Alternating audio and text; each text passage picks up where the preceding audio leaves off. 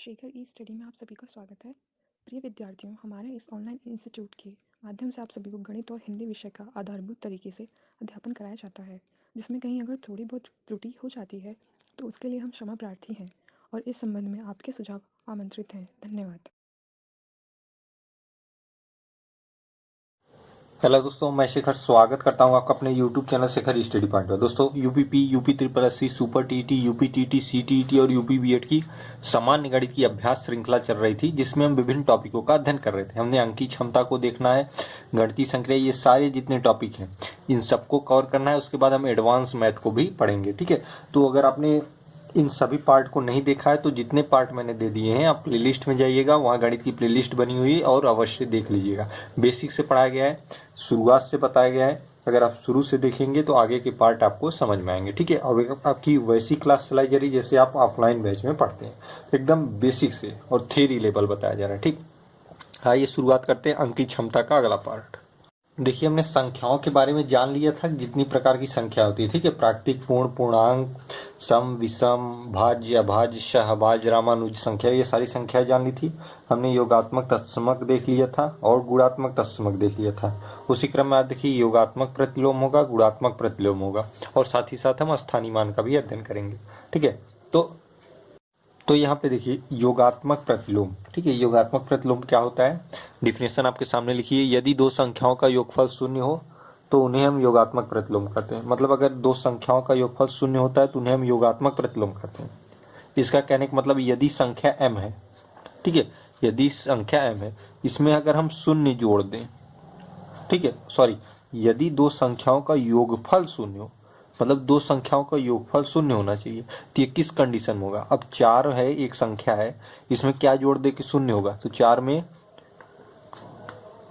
-4 जोड़ दें, क्या हो जाएगा, योगफल क्या हो जाएगा, शून्य हो गया। इसी प्रकार से m है, m में हम क्या जोड़ दें, यहाँ से समझिए, m में हम जोड़ दें -m, तो योगफल क्या हो जाएगा, शून्य हो जाएगा भाई। -m + m कैंसिल हो जाएगा, योगफल आपका शून्य हो जाएगा। ये रूल होता है इसका। यदि दो संख्याओं का योगफल शून्य हो तो उन्हें योगात्मक प्रतिलोम कहते हैं। दो संख्याएं हैं, उनका योगफल शून्य है तो उनको योगात्मक प्रतिलोम कहेंगे। जैसे 4 में हमने -4 ऐड कर दिए तो शून्य हो गया। ठीक, तो इसका कहने का मतलब, अब देखिए यहाँ पे कैसे आप कहेंगे 4 का योगात्मक प्रतिलोम क्या है, -4। 4 का योगात्मक प्रतिलोम क्या है, -4 है। ठीक, जैसे ये रूल है ना, तो योगात्मक प्रतिलोम ये होता है। जैसे एक संख्या हम और बताएं आपको, 9 का, 9 का योगा, आपसे पूछेगा 9 का योगात्मक प्रतिलोम, योगात्मक प्रतिलोम अगर आपसे पूछ दे 9 का योगात्मक प्रतिलोम क्या है, तो आप क्या कहेंगे, 9 का योगात्मक प्रतिलोम होता है -9। भाई दो नियम क्या है, यदि दो संख्याओं का योगफल शून्य हो तो उन्हें योगात्मक प्रतिलोम कहते हैं। 9 का योगात्मक प्रतिलोम -9, क्योंकि 9 में अगर हम -9 को ऐड करेंगे तो क्या हो जाएगा, शून्य हो जाएगा, जो कि ये रूल फॉलो करता है। तो मुख्य नियम यही है आपका, इसी से आप समझिएगा और डिफिनेशन से पढ़ के आप आसानी से कर पाएंगे। हालांकि मैंने आपको समझा दिया। अब यहाँ पे देखिए 9 का योगात्मक प्रतिलोम क्या होता है, 9 का योगात्मक प्रतिलोम होता है -9, ये आंसर हो जाएगा। 4 का योगात्मक प्रतिलोम, 4 का योगात्मक प्रतिलोम होता है -4, ये आंसर हो जाएगा। इस तरीके से मतलब हमें योगफल शून्य करना है तो उसी की विपरीत संख्या ऋणात्मक में आएगी तो आपका वो आंसर हो जाएगा। आप इससे भी समझ पा रहे हैं। अगला देखिए गुणात्मक प्रतिलोम है। यदि दो संख्याओं का गुणनफल 1 हो जाए तो उन्हें गुणात्मक प्रतिलोम कहते हैं। इसका मतलब क्या है, जैसे आपकी संख्या m है, इसमें कैसा गुणा करें कि इसका गुणनफल 1 हो जाए, तो m में अगर आप 1/m का गुणा कर देंगे तो योगफल देखिए गुणनफल क्या हो गया, 1 हो गया। जैसे 4 है, यदि दो संख्याओं का गुणनफल 1 हो जाए तो उन्हें गुणात्मक प्रतिलोम कहते हैं। 4 में किसका गुणा कर देंगे, गुणनफल 1 हो जाएगा। 4 में 1/4 का गुणा कर देंगे तो गुणनफल 1 हो जाएगा। ठीक है, तो ये क्या है, गुणात्मक प्रतिलोम होता है, ये योगात्मक प्रतिलोम होता है, ये गुणात्मक होता है। तो आपका मुख्य नियम यही है जिससे आप समझेंगे।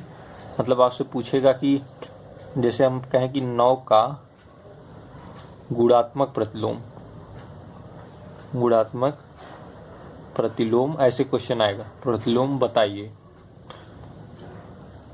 तो 9 का गुणात्मक प्रतिलोम क्या होता है, तो आप कहेंगे 9 का गुणात्मक प्रतिलोम होता है 1/9। ठीक है, ये आपका आंसर हो जाएगा। क्यों? क्योंकि 9 में अगर आप 1/9 का गुणा करेंगे तो ये कट के आ जाएगा 1। तो यदि दो संख्याओं का गुणनफल 1 हो जाए, देखिए 1 हो गया, तो उन्हें गुणात्मक प्रतिलोम कहते हैं। मतलब 9 का गुणात्मक प्रतिलोम 1/9, 9 का योगात्मक प्रतिलोम -9। ठीक, इस तरीके से आप समझेंगे। उम्मीद करता हूँ समझ में आएगा। एक और देख लीजिए, जैसे 11 है, 11 का गुणात्मक प्रतिलोम क्या होगा, 1/11। ठीक है, क्योंकि गुणनफल क्या हो गया, 1 हो गया, तो 11 का गुणात्मक प्रतिलोम 1/11 आपका आंसर हो जाएगा।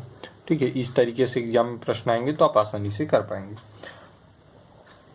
तो ये आपका योगात्मक और गुणात्मक प्रतिलोम हो गया। देखिए, स्थानीय मान का क्या कॉन्सेप्ट होता है, ये किसी दी गई संख्या में दिए गए किसी भी अंक का वह मान जो उसकी विशेष स्थिति के कारण बदलता रहता है, वह स्थानीय मान होता है। मतलब किसी दी गई संख्या में दिए गए किसी भी अंक का वह मान जो उसकी विशेष स्थिति के कारण इस लाइन को जानते रहिए, उसकी विशेष स्थिति के कारण बदलता रहता है, वह स्थानीय मान होता है। इसका मतलब जैसे आपके सामने संख्या दे दूं मैं 39242 में, ध्यान समझिएगा, 2 का स्थानीय मान बताइए। ठीक है, अब इसमें आपको 2 का स्थानीय मान बताना, कैसे बताएंगे। देखिए, ये 2 है, 2 किस पे, इकाई के अंक पे है। इकाई के अंक मतलब 2 गुणे 1, अर्थात इसका स्थानीय मान केवल और केवल 2 होगा। 2 का बताना है, 1 2 यहाँ होगा, 1 2 देखिए यहाँ पे है। ठीक है, कितने पे, इकाई दहाई सैकड़ा 100 पे है, मतलब 2 गुणे 100, मतलब इसका स्थानीय मान 200 हो गया। आपसे पूछा है 2 के स्थानीय मान बताइए, तो 2 का देखिए एक स्थानीय मान 2 है, दूसरा क्या है 200 है, क्योंकि इनके पोजीशन, मतलब देखिए इकाई पे है, ये सैकड़े पे, इस आधार पे स्थानीय मान आप ज्ञात करते हैं। ठीक है, जैसे संख्या इसी तरीके से बनती है ना। अगर हम कहें कि 242 कैसे बना है, 242 कैसे बना भाई, 2 सैकड़े पे था, मतलब 200, 42 कितने पे था, 10 के गुणांक में था, और 2 क्या था, इकाई पे था। ठीक है, इसी को जोड़ के 242 बना। देखिए 2 4 2, मतलब इनके स्थान का ही मान है कि संख्या निर्माण होता है। ठीक है, वही स्थानीय मान होता है। ठीक है, इस चीज को समझे होंगे तो आप इसको समझ पाएंगे। ये 2 इकाई के स्थान पे, 2 सैकड़े के स्थान पे, इसलिए 100 का गुणा हुआ, क्योंकि ये इकाई दहाई सैकड़े पे था। ठीक है, तो इस तरीके से करते हैं। हालांकि आपको एक समझाने के लिए मैं बता देता हूँ, जैसे यही संख्या है 2924, यहीं ले लें तो ये होती है इकाई अंक। ठीक, ये आपका होता है दहाई, जो ना जानते हो, ये होता है सैकड़ा, इसी प्रकार से ये होता है हजार, इसी प्रकार से आगे बढ़ता जाएगा, 1000 10,000 लाख 10 लाख, इसी तरीके से। ठीक है, तो उम्मीद करता हूँ समझ में आया होगा। स्थानीय मान क्या होता है, स्थान विशेष का मान, जैसे कि संख्या का निर्माण होता है, इसी स्थानीय मान से ही संख्या का निर्माण होता है। मैंने यहाँ बताया ना, 240 और 2 मिलके 242 बनाए, क्योंकि 2 देखिए सैकड़े पे था, इसलिए हम 200 लिखते हैं, ये इसका स्थानीय मान है 2 का, और ये 40 था, दहाई पे था, 40 लिखा, 2 इकाई पे था, तो उससे मिलके 242 बन गया। अब मैं आपको एक क्वेश्चन देता हूँ, आप बताइएगा कमेंट बॉक्स में। 987 फिर 98। ठीक, ये प्रश्न है आपके लिए। में 9 का स्थानीय मान, 9 का स्थानीय मान क्या होगा। ठीक है, 98798, मतलब इसमें 9 का स्थानीय मान क्या होगा। ठीक इसी तरीके से जैसे हमने बताया, इसे आप कमेंट बॉक्स में बताइएगा क्या होगा 9 का स्थानीय मान। इसमें हमने कैसे बताया, आप उसी तरीके से लगाएंगे जैसे मैंने यहाँ पे बताया, स्थान विशेष का मान, जिससे संख्याओं का निर्माण होता है। ठीक है, इस डायग्राम को आप समझे होंगे तो समझ पाएंगे। जैसे मैं अगर इसमें 3 का स्थानीय मान पूछ देता कि 3 का स्थानीय मान क्या होगा, तो देखिए 3 कहाँ है, 3 यहाँ पे है, तो 3 कितने अंक, इकाई दहाई सैकड़ा हजार 10,000, 10,000 पे ना, इकाई दहाई सैकड़ा हजार, तो आप क्या करेंगे, इकाई दहाई सैकड़ा हजार 10,000 का गुणा कर देंगे तो आपका आ जाएगा। ठीक है, ये आपका 3 का स्थानीय मान हो गया।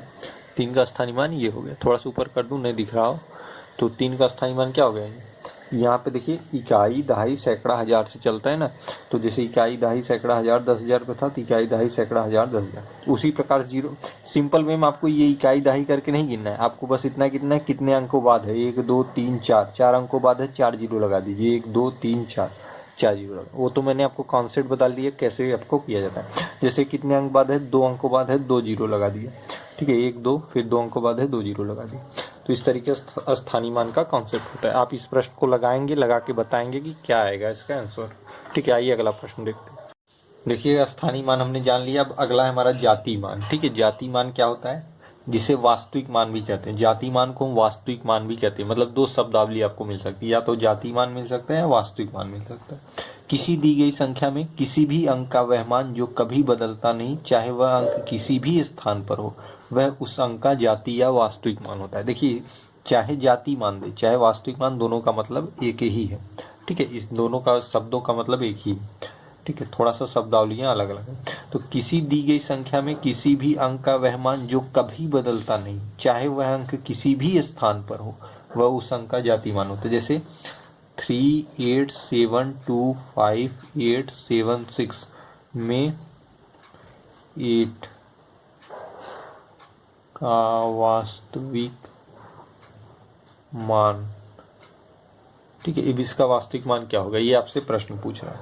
तो 8 का वास्तविक मान, देखिए 1 8 तो यहाँ है, इसका 8 का वास्तविक मान 8 ही होता है। मैंने कहा ना, किसी दी गई संख्या में किसी भी अंक का एक अंक 8 है, वह मान जो कभी बदलता नहीं। ये मान देखिए 8 है तो 8 ही रहेगा, चाहे वह अंक किसी भी स्थान पर वह उसका वास्तविक मान हो। जैसे 8 यहाँ पे देखिए, एक 8 यहाँ पे, 8 का ही पूछा है ना, 8 का वास्तविक मान, तो ये इसका भी 8 होगा, मतलब वही अंक होगा वास्तविक मान, मतलब वही अंक वास्तव में।